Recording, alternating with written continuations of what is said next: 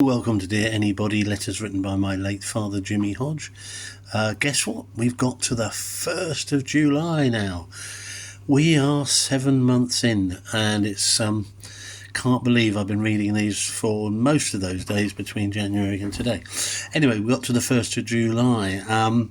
Big thing on the horizon was that child health was seen to be one of the worst around, and no better than I think, what was it? Slovenia. Now, a bit of a slight on Slovenia, but apparently our health was far worse, and put down to various things, mostly obesity, unhealthy living, and things that they were drinking.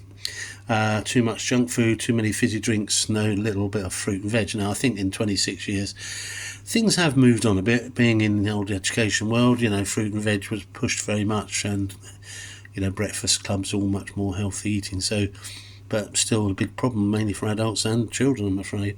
But Dad then, as he often did in his letters, went back to his experiences in the Second World War, and he and his 5 siblings, who had sort of ration-type menus, suffered very little ill health. In fact, almost none, he said, in their youth and early childhood and youth, and seemed to avoid all the childhood illnesses, but were lean and mean, I guess.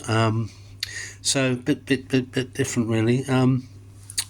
Judges do exasperate Jimmy. They always exasperate Jimmy, and guess what? Still the same today, 26 years later, when judges seem to let the petty criminal, well, not necessarily, put in jail the petty criminal, and then suddenly the one who's committed some heinous crime, they'll let him off, or her.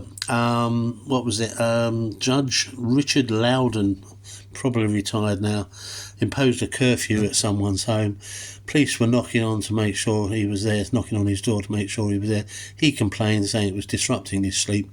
Sort of get that, I guess, I suppose. So the judge lifted the curfew so that the criminal could, go about his unlawful ways, so that my dad thought. So I think now, of course, tagging and things like that make that unnecessary, but perhaps not 26 years ago. And lastly, sad, the PS today, very sad if it was true, very, very sad.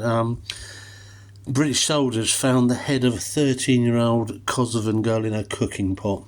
The mother said that the Serb soldiers raped and murdered the girl. They cut off her head and made her mum put it in a soup, making soup. Don't know if it's true, might be not. But if it is, sorry to end on a sad note, but yeah, man's inhumanity to man, as Dad said. Anyway, that was the news today. Thanks for watching. There you go.